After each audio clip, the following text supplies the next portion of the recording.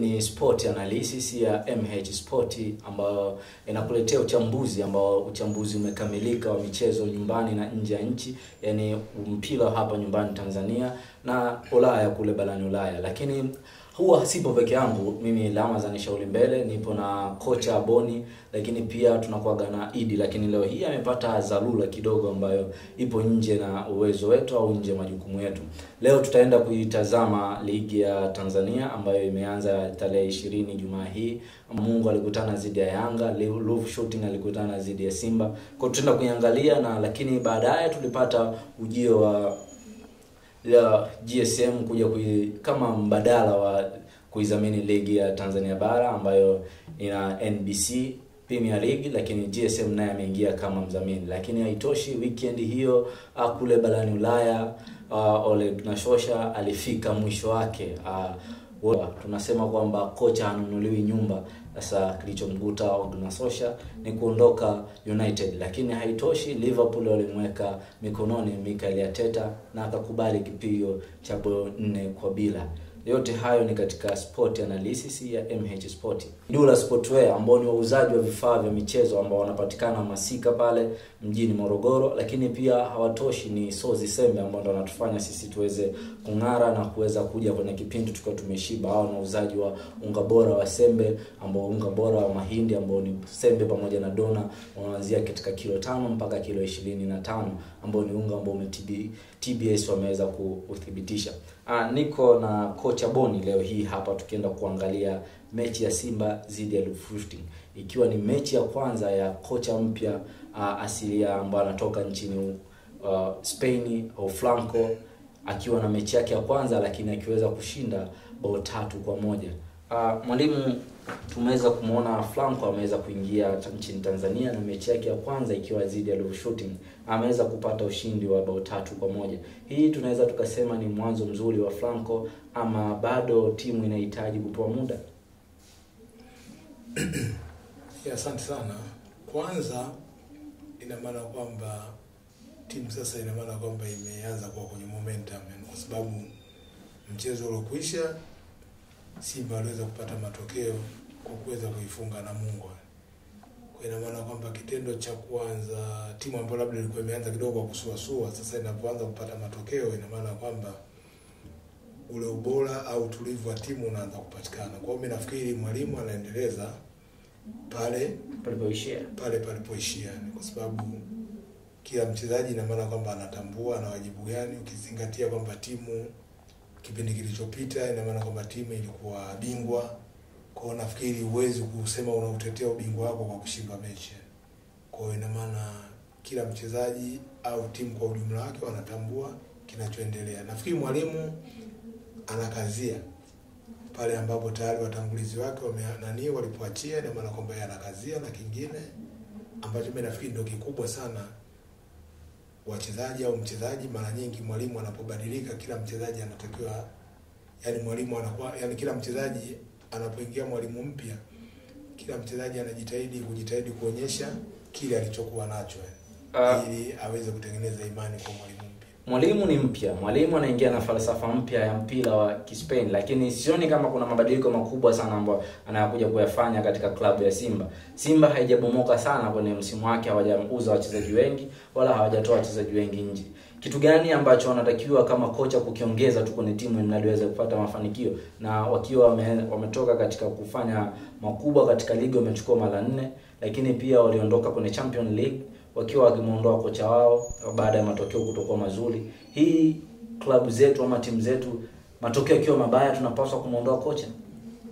Kumuondoa kocha ina maana kwamba ndio nafikiri ndio imani za watu wengi. Kwa mfano kama sisi tunaondoa walimu tukiwa, yani mwalimu unaondoka kwenye timu ukiwa umefanya kosa dogo sana, tofauti na wenzetu. Kwa mfano kama unavyoona kina Solskjaer, ina maana kwamba ni watu wamejitahidi sana kuvumilia, wanaona kwamba timu haipati matokeo, yani timu haina changes, yani kwamba msimu unakwisha, ina maana tulichokifanya msimu uliokwisha na huu kinataka kufanana, watu wanafanya maamuzi.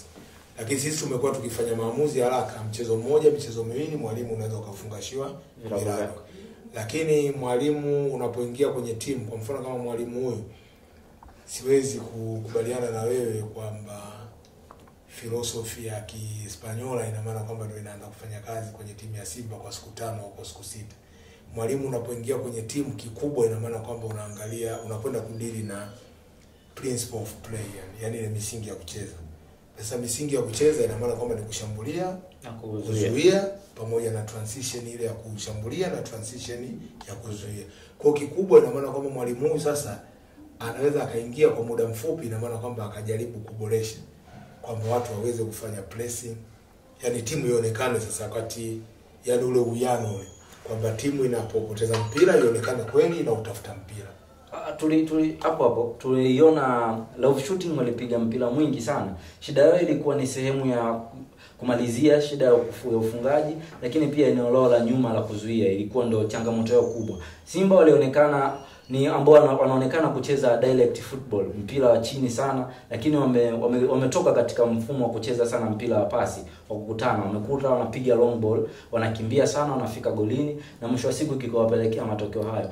Je, unakuta kuna wakati unafanya transition ya kutoka kwenye mpira ambao unaumiliki na kuja kwenye transition nyingine? Kimsingi ina maana kwamba tunapotayarisha timu au timu inapoanza kucheza, ndio maana mpira jinsi ulivyo kuna marekebisho yanafanyika pale pale wakati, yani dakika 5 za sasa hivi timu yangu itakavyocheza sio itakavyocheza dakika 10 zinazofuata. Kwa hiyo kuna kipindi unaangalia weakness ya mpinzani. Kwa mfano kama wale Ruvu walikuwa wanaonekana kwamba wanaposogea kwenda kushambulia kwenye kurudi katika zile nafasi, hasa wale mabeki wa katikati walikuwa wanaonekana wakati mwingine wanachelewa. Kwa ina maana kwamba lazima pale mfanye quick play, ina maana kwamba ili muweze kuingiza mipira haraka katika lile eneo ambalo wao namba yao inakuwa imefanya, namba yao inakuwa imepungua. Na kingine, timu kama Simba kwa mchezo ule pale, ina maana faida walioipata ina maana ni ukubwa wa timu sasa, wachezaji au ukubwa wa wachezaji. Ukubwa wa wachezaji, kwa sababu aina ya wachezaji unaokuwa nao wanaweza, kwa mfano chukulia kama ile penalty ambayo ilikwenda kukoswa na Elastonioni, kwamba yule Kibu, ina maana kwamba alivyotanguliza mpira mbele, ina maana kwamba yani amemfanya ule beki afanye anachokitaka Kibu. Sikautanguliza kaupiga mpira mbele. Kwa beki yule ambaye akili yake ingekuwa kubwa, angejitahidi kuzuia kumshepu ili asiingie na mpira ndani, ili apige tu cross, lakini yule kenda kafanya maamuzi ya haraka. Sasa pale ina maana kwamba ile ni mental toughness, yani kwamba mchezaji mdogo kuna kipindi anajipambanua kwamba kweli yeye ni mchezaji mdogo, na mchezaji mkubwa kuna kipindi anajipambanua kwamba yeye kweli ni mchezaji mkubwa. Tunamalizia kutoka kwenye love shooting zidi ya Simba. Timu ndogo zikikutana na timu kubwa zinaonesha tough game.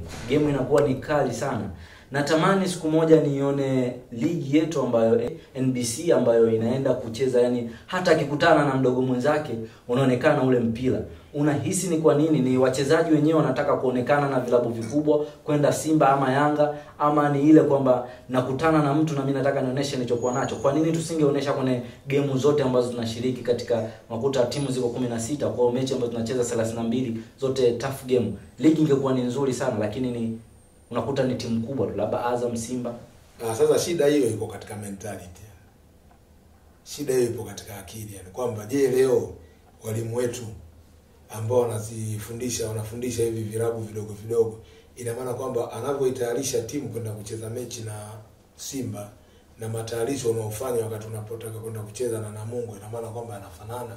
Kwa sababu kikubwa, ina maana kwamba mimi sioni kwamba ni hiyo, yani hilo unalozungumza ina maana kwamba lina ukweli, kwamba wakikutana wenyewe kwa wenyewe ina maana kwamba mpira unaonekana sio mzuri, lakini wakikutana na vilabu vikubwa ina maana unaonekana kwamba wanana. Kwa hiyo determination inatakiwa lazima mwalimu uweze kuitengeneza katika michezo yote, kwa sababu viwanja ndio hivi, mpira ndio huu.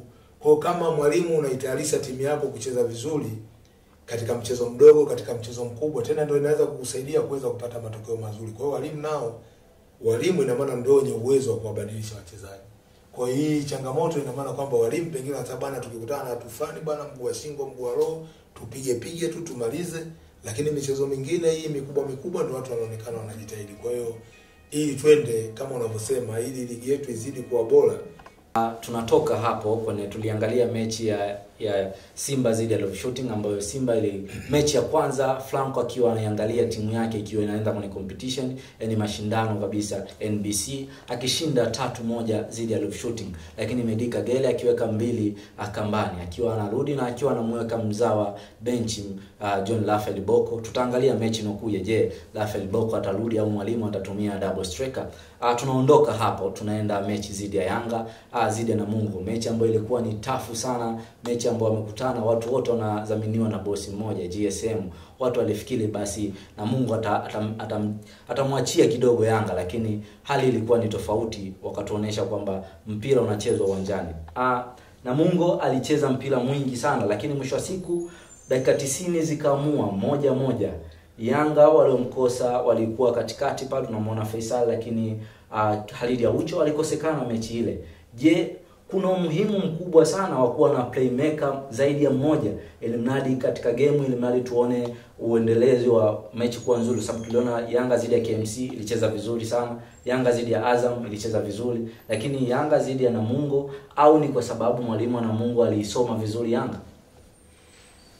Ina maana kwamba mechi ni tactical game, au sio bwana? Mechi ina maana kwamba ni tactical work.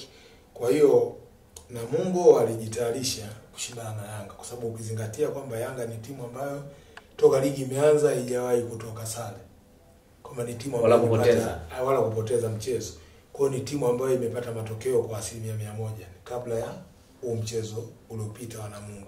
Kwa sasa timu inapozidi yani timu unapokutana na timu ambayo ina matokeo ya 100% kwa maana ya ushindi, ina maana kwamba ni mchezo mgumu. Kwa hiyo lazima wewe naye kama mwalimu utayarishe vizuri timu yako, utayarishe vizuri wachezaji wako, watayarishe vizuri, wahakikishe kwamba wanajaribu kuziba zile nafasi ambazo Yanga wanaweza kuzitumia. Kwa hiyo mimi nilichokiona kikubwa, Khalid Aucho ana nafasi yake kama midfield wa katikati, kwa sababu yeye anachokifanya ina maana kwamba huwa aondoki sana katika lile eneo la katikati. Kwa kama yeye aondoki katika eneo la katikati, ina maana build up inaanzia pale kwake. Kwa wale mabeki wakipata mpira wanampa yeye, ina maana kwamba anaupeleka mpira. Na kuna muda mwingine unamwona anashuka kidogo kuja kuchukua mpira na kurudi kwenye nafasi yake. Yeah, exactly. Kwa hiyo sasa yeye anapofanya majukumu kama yale pale, anafanya yule Toto, ina maana kwamba anakuwa kama free role player. Sasa anapokuwa free role player ndo anakutana na ile mipira ambayo inakuwa inarudi ile pale. Ina maana kwamba kashatengeneza magoli mengi kupitia katika ile mipira. Lakini namna gani timu inapokuwa na hawa playmakers yani? Kwa hiyo playmakers sio lazima kwamba uwe na ukiwa na playmaker wengi ina maana kwamba ndio wewe labda unaweza ukafanya vizuri, hapana. Kuna wakati mwingine ina maana kwamba mchezo tu wenyewe unaweza ukakataa. Kwa sababu hata pengine Khalid Aucho angekuepo, watu labda wangeweza kumpiga kufuli, ina maana kwamba mambo yangekuwa kama hivyo. Lakini kingine siamini kama Yanga walipokuwa wanacheza, unajua mentality ndio wakati mwingine inaharibu baadhi ya mambo fulani, kwa sababu watu wengi wanazungumzia viwanja. Kwa timu zetu hizi kubwa mara nyingi zikicheza away, viwanja na wanaamini kwamba viwanja ndio changamoto, lakini mimi hilo siamini. Kwa sababu ule uwanja wa Lindi, kama Yanga wangeamua kucheza ule uwanja, mpira unachezeka. Au ndio sehemu kwamba nimeshapoteza game, ndio sehemu pa kujifichia. Kwa sababu ule uwanja wangeamua wacheze, ina maana kwamba wangepata room nzuri tu ya kuweza kucheza, lakini wao hawakutaka kucheza mpira. Kwa hiyo ndio maana zikawa zinapigwa long ball na wale jamaa, kwa sababu labda kile kiwanja wanakitumia wao mara nyingi, wao wakawa wanafaidika kwa kucheza hiyo mipira mirefu wale Namungo. Au pia mwalimu naona, au ni kwa sababu Yanga waliamua kutumia 3 back, yani defense ya watu watatu, baada tulivyowazoea wanatumia watu 4 nyuma. Kwa sababu tunaona hata goli lilofungwa na Obley Chilwa, mchezaji wao wa zamani Maulo hapa alompa kandarasi, akatimkia Azam, mwisho wa siku akarudi Namungo, akaja akawaadhibu. Walikuwa ndani ya mabeki watatu wa Yanga, Dickson Jobu, Mwamnyeto, akiwa wanakimbia hawaangalii nyuma, wanakimbia kuangalia lango lao, wakiwa huku Obley Chilwa akatani, akarudi tena nyuma akafunga goli. Hii ni kwa sababu alitumia mabeki watatu, ama ile consistency yao kutumia mabeki 4? Mimi sikubaliana na hilo, kwa sababu kutumia mabeki 4 ina maana kwamba ni sawa, na kutumia mabeki watatu ni sawa. Kwa sababu unapotumia mabeki watatu ina maana kwamba una lengo. kwamba wale mafullback ina maana kwamba waende wakae wing back, timu ikaongeze nguvu ya kushambulia kuanzia juu. Unapotumia mabeki wanne wakati mwingine unataka labda uzuie sana. Kwa hiyo kilichotokea ina maana kwamba ni makosa ya kawaida kwenye mchezo. Kwa sababu mchezaji ina maana kwamba huwezi kuwa committed kwa dakika zote. Kuna wakati mwingine hata hayo mechi makubwa tunayotazama ina maana bado watu wana commit makosa na makosa yanakwenda kuwa adhibu. Tunamaliza tukiwa tunatoka kwenye ligi yetu ya ndani, tunatazama kidogo. Kuna shida ya kuwalaumu waamuzi wetu. Je, hii inaweza kuleta mafanikio katika ligi yetu ama bado tunaishusha ligi yetu? Ikiwa ligi yetu bado watu wanaendelea kuweka mzigo. Tumeona GSM wameweka takriban bilioni 2.1, yani bilioni 2 na milioni 1, milioni 100. Hii kuwalaumu waamuzi tukihitaji VAR. Kule Ulaya VAR yenyewe pia bado inashindwa. Umeona Zambia nao msimu wa 2023 watatumia VAR. Na VAR yenyewe bado inaendeshwa na watu na binadamu, na kuna muda inafeli kwa sababu wao pia ni binadamu. Kitu gani tunatakiwa tukifanya tukao tunatoka hapo juu ya? Mimi nafikiri katika issue ya waamuzi, kwa sababu issue ya waamuzi ina maana kwamba ni global. Yaani matatizo ya waamuzi ni issue ya kidunia. Kwamba dunia nzima ina maana kwamba ina struggle katika hili swala la waamuzi. Kwa hiyo mimi naamini jambo kubwa ambalo litakuwa na afya kwa ajili ya mpira wetu ina maana kwamba tuchukulie kwamba haya yanayotokea ni makosa ya kawaida. Sasa shida kubwa ya sisi Tanzania ina maana kwamba hatuaminiani. Kwa sababu na matatizo makubwa ya mpira wa Tanzania ina maana kwamba yako Simba na Yanga. Kwamba faida leo anapopata Simba kwa kosa la mwamuzi, Yanga watapiga kelele. Kesho faida akipata Yanga kwa kosa la mwamuzi, watu wa Simba watapiga kelele. Lakini mpaka hapa tulipofikia ina maana kwamba naamini waamuzi wanajitahidi kwa sababu wanajibika ifadhabu, lakini ili thamani ya ligi iendelee kuwa kubwa, au sababu lazima tupunguze kusema nje ya kiwanja, tuache mpira ufanye nini, tuache mpira ucheze. Unanikumbusha kuna siku moja tulikuwa nje ya mic tukazungumzia inabidi tuongee lugha ya mpira. Hapa ndo tunapoifelisha lugha ya mpira. Exactly, kwa sababu tunafelisha lugha ya mpira kwa sababu kosa linaweza likatoka kwa sababu muamuzi moment ya jambo likitokea ina maana kama nukta moja tu anatakiwa aone na atoe tafsiri. Kwa hiyo kuna wakati mwingine ina maana kama mbona wewe binadamu kuna wakati mwingine huoni vizuri, au kwa sababu wewe sio muamuzi, huyu muamuzi ndio tuweze kumlaumu. Kwa hiyo kuna makosa haya ya kibinadamu ina maana kwamba lazima ifike mahali tuamini kwamba binadamu yote anaweza akafanya nini, anaweza akakosea, na mpira huu sasa tuongezee thamani, tupunguze kulalamika, wawekezaji wazidi kuongezeka, thamani ya ligi iendelee kuwa kubwa. Si tunatoka hapo tulikuwa tunamalizia. GSM wameweka bilioni 2 na milioni 100. Hii thamani ya ligi inapanda ama bado inashuka? Tunahitaji nini? Ama tunaenda kuangalia United zidi ya Watford ambayo Liverpool walipiga zidi ya Arsenal, lakini United mwisho wa siku Solskjaer akaondoka. Gunnar Solskjaer akatimuliwa zidi ya kupigwa mbao zake 4, ikawa ndo sehemu ya mkataba wake kuisha 2024, ikawa ndo mwisho wake. Lakini kabla hatujaenda barani Ulaya ambao wanatufanya sisi tuendelee ili tuende kuruka anga ya nyingine ya kimichezo, ni Sozi Sembe ambao ni wauzaji bora wa unga wa sembe pamoja na dona. Kwa ili mradi ukitaka afya njema pale Masika wana godown yao, kwa unatakiwa kufika, lakini maduka yote ambayo yanapatikana Morogoro wewe fika, tunaulizia bwana nahitaji Sozi Sembe, unga bora wa sembe pamoja na dona kuanzia kilo 5 mpaka kilo 25, na lengo ni kwa watu wa hali ya chini wote waweze kuwa na afya njema. Lakini Dura Sportswear, uuzaji wa vifaa vya michezo, kama unavyoona mipira tunayo hapa na vifaa vingi sana vya michezo vinatupana pale Masika Dura Sportswear. Mwalimu, tuanze na Liverpool zidi ya Arsenal. Mikel Arteta zidi ya Klopp. Liverpool imemweka chini Arteta bao 4, anapoteza pointi 3. Liverpool wanatumia 4-3-3 wakitumia winga zao za pembeni, Mohamed Salah zidi ya Kante. Mwisho siku Salah anafanywa kuingia ndani na Alexander. Mwisho siku Alexander pia alihusika katika goli la 4 na kama sikosea au la 3. Hii iliwafanya Arteta kuweza kujua jinsi gani ya kumkabili Klopp, yani Liverpool, majogoo wa England. Ukiangalia Liverpool ni timu Sasa hivi Liverpool kama mkubwa ujue kuliko Arsenal.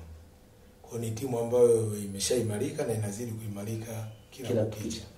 Arsenal ina maana kwamba ni watu ambao wanaonekana wanaendelea kujenga timu. Kwa hiyo wakati mwingine ukubwa wa wachezaji, ukubwa mpaka wa timu unakuwa unaamua matokeo. Sababu Liverpool ina maana kwamba pamoja na kucheza hiyo 4-3-3 au kina Alexander wanasogea nini, lakini bado Liverpool wana press. Liverpool wanacheza mpira wa haraka sana. Liverpool wanaweza kucheza mpaka tiki-taka style, kwa maana ya kupiga pasi zile za nani za haraka. Sasa zile pasi za haraka unakuta baadaye watu wanacheza kama toto football. Inafika kipindi mpaka uwezi kujua kama nani ni nani hasa timu inapokuwa inashambulia. Kwa yote mimi naamini kwamba ubora wa Liverpool na ubora wa mwalimu, kwa maana ya Klopp, yani kwa maana ya kuitayarisha timu, kwa sababu ujue kabla hujacheza mechi lazima ujue kwamba mpinzani wako ana silaha gani yani. Kwa hiyo nafikiri kawafanyia homework vizuri, katayarisha timu yake vizuri, ameweza kupata matokeo. Kwa hiyo ni kitu cha kujifunza, cha kuendelea kujifunza kwa Arteta. Nafikiri next time labda anaweza kujitahidi na apindue matokeo. Hii inaweza nikawa ni mwanzo au mwisho mbaya wa Arteta. Tumeona mwenzake kule upande wa pili ameshaondoka. Je, yeye hii inaweza ikawa ni ishara mbaya? Malizia kwa hapo. Uwezo kusema kwamba ni ishara mbaya kulingana na investment ya. Au sio?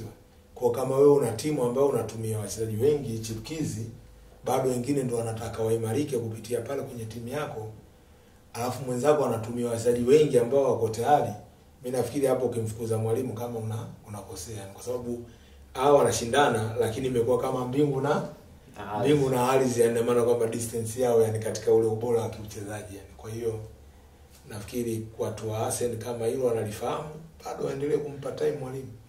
Watu wa Arsenal waendelee kumpa time mwalimu. Weekend ilikuwa mbaya sana zidi ya Arsenal, lakini majogoo walionyesha ujogo wao na waliwika pale England. Lakini tunaenda kumalizia. Watford alimuonesha kitu kibaya sana Ole Gunnar Solskjaer, akamwambia bwana, hebu jaribu kuondoka hapa England. Na kweli mkataba wake uliishia pale. Bao 4 zilimuondoa Ole Gunnar. Hii Ole Gunnar ameweza kupewa Harry Maguire, Cristiano Ronaldo amerudi, Bruno Fernandes, Varane, wamespend takribani bilioni 4 paundi kwa ajili ya kuwachukua hawa wachezaji na kuwalipa. Lakini Ole Gunnar Solskjaer ameshindwa kutekeleza kile ambacho alipewa wachezaji wakubwa. Alichokifanya mzee Alex Ferguson, alipoishia Mourinho alishindwa. Alitakiwa kufanya nini? Ama kile kizazi cha makocha bora ambao wanatajwa kina Pep, kina Thomas Tuchel, yeye hakipo nacho, ameshapotea muda. Sasa shida kubwa inakuja kwamba kwa mfano kama kina Pep Pep amekwenda kwenye timu ambayo haina pressure. Pressure yake ni ya kawaida, Man City. Ndio maana amepata time ya kutosha ya kuweza kutayarisha timu, ya kuweza kutengeneza timu ambayo tunaiona leo inashindana. Na hata aina wachezaji alianza kuwa nao Pep. Ina maana kwamba Pep alipata wachezaji wazuri mwanzo ambao alianza nao, ambao wamemsaidia kuiweka timu iko pale. Lakini sasa hivi anaanza kuwatumia kina Foden, kina nani wale ambao wanaonekana vijana. Lakini baada ya msingi kufanya nini? Baada ya msingi utengenezwa, mpira kina Jeko, kina. Lakini mwalimu Varane amenunuliwa kwa pesa nyingi. Umeona ameweza kununua libero defense, libero forward. Kuna Cristiano Ronaldo amerudi tena nyumbani. Lakini Bruno Fernandes akisimama katikati, kuna Sancho pale yupo katikati pale. Hawa ni majenerali, lakini ukumbuke mwalimu sasa hapo yani hawa ina maana kwamba ni wachezaji ambao wenye experience kubwa.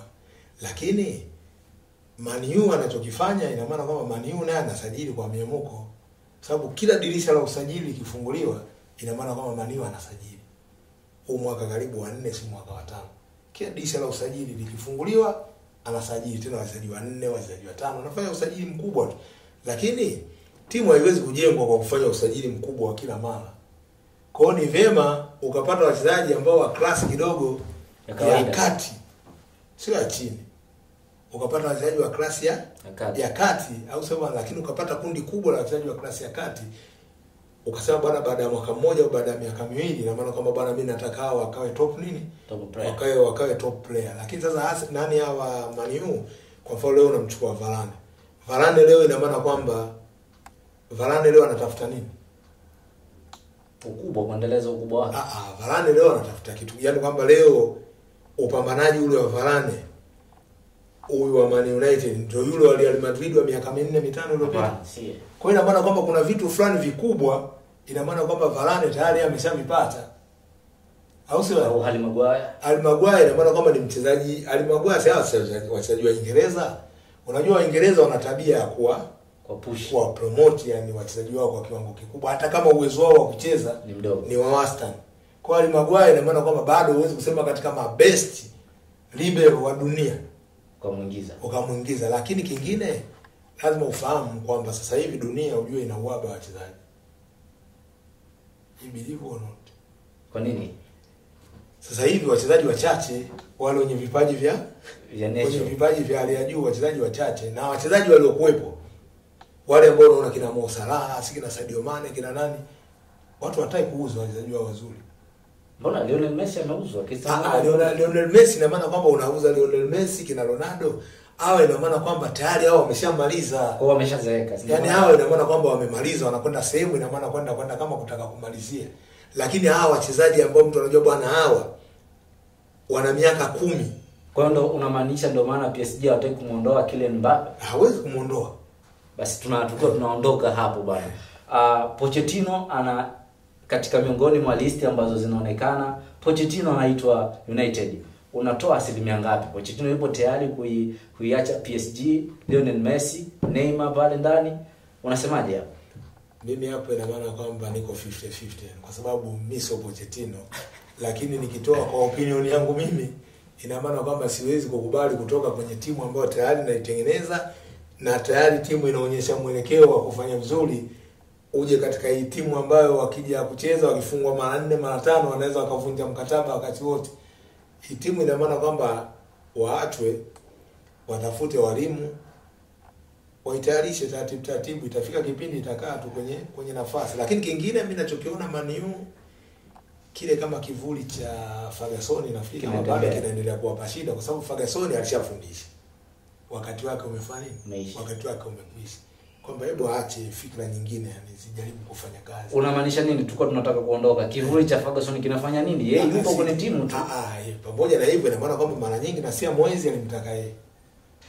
Ushasikia? Kwa hiyo yupo nyuma anaongea. Yupo nyuma yupo nyuma anaongea, lakini kwa wakati huu kama wewe ulishafanya miaka 20 iliyopita au miaka mingapi ulifanya kwa mafanikio, si ndio? Sababu yeye wakati anakuja kulikuwa mafanikio hakuna. Si ndio? Yeye kaja akapata mafanikio hata na yeye. Kwa hiyo tuna Arsenal pale, wewe mzee Wenger yupo nyuma, mbona hafanyi hicho anachofanya? Au kivuli bado akiasili? Arsenal ina maana inawezekana labda mzee Wenger ashughuliki kabisa na pale. Lakini ule mwalimu unaona kabisa kwamba kuna siku za ile michezo mikubwa na kajukwani timu itakuja kumdondosha. Bwana tuko tunatoka sisi tunamalizia hapo. Kivuli cha Alexander bado kinaiathiri United. Hatuelewi ni Zidane anakuja kuchukua mikoba anakutana tena na Cristiano Ronaldo, au Pochettino anaamua kuvunja mkataba PSG anakuja tena kukutana na Cristiano Ronaldo. Muda ndio utaongea, sisi hatuwezi kuongea. Apatikane mwalimu huru ambaye hana timu. Kwa sababu ile timu sasa hivi kidogo imeyumba. Kwamba lazima apatikane mwalimu huru, ina maana kwamba ndio aje implement sasa zile filosofi zake. Sisi tunahitaji matokeo, lakini pamoja na kuhitaji matokeo, lakini apatikane mwalimu ambaye kwanza naye ana uwezo wa kutafuta matokeo kwa timu kama zile. Ambaye kama atapata time ya kusajili, afanye usajili, lakini apatikane mwalimu ambaye naye mtafutaji mwenye shida na matokeo. Kwa hiyo wakati anaendelea mtaje wewe. Siwezi kumtaja. Wewe una propose bwana, mtaje wewe. Unamtaka nani aingie pale? Wampe kazi Zidane. Wampe kazi Zidane. Zidane atakubali tena kukutana na Cristiano Ronaldo na Varane. Waligombana. Anawapenda japokuwa hawajagombana. Kwa hiyo bwana yeye anasema Zidane apewe kazi. Mimi nataka timu ipate mwalimu mkuu, yani ile timu ipate mwalimu ambaye naye amefanikiwa. Ili angalau hata kwenye Pochettino pia amefanikiwa. Hata akiingia kwenye dressing room ina maana kwamba discipline iwepo ya kutosha, mwalimu afanye kazi. Bwana sisi bwana hapa tukiwa tunaendelea kuongea haiishi bwana. Hii leo tunahitimisha hapa, lakini kumbuka sisi tuko tunamalizia hapa, ambao wametupa nguvu mpaka dakika zote zinaisha, lakini yeye amepropose Boni bwana, amepropose Zidane, lakini mimi na propose Pochettino aje United. Lakini mimi sisi sio mashabiki bwana wa United, bali tunahitaji hao watu wenda wakaja wakaleta matokeo. So Zisembe ndo ambao wametufanya mpaka tunaenda kuhitimisha. Unachofanya, nenda kwenye duka la Mangi, waambie so Zisembe, lakini unachotakiwa kukifanya, nenda Dula Sportswear Masika pale, chukua jezi yako kama wewe ni Yanga, ni Simba, PSG, United, chukua jezi yako pale, utambe mjini. Cameraman production ambayo anatufanya mpaka tuwe tunaenda mwishoni hapa na tukua tunafanya mambo bora. Bushiri Nangwa ndio ipo nyuma kamera. Hatuna la ziada. MH Sport Lamuza ni shauri mbele, lakini Boniface Kiwale ase mwalimu wa mpira, lakini technical director wa Tanzanite Academy. Lakini pia sasa hivi nimesikia una timu bwana ya wanawake. Unipe nafasi, mimi pia ni kocha bwana. Sasa kocha ina maana kwamba si uje kwenye maeneo ya matukio bwana. Tuambie timu yako wanawake ni ipi ile bwana? Timu ya mkoa, wa Morogoro tunajiandaa kwa ajili ya michezo ya Samia Cup nafikiri. Bana Samia Cup Dar es Salaam. Kocha Boni kama kocha mkuu wa timu ya Morogoro, lakini pia technical director wa Tanzanite Academy, kituo bora hapa Morogoro. Unaweza kumleta mwanao pale na akapata huduma bora. Usisahau kusubscribe MH Sport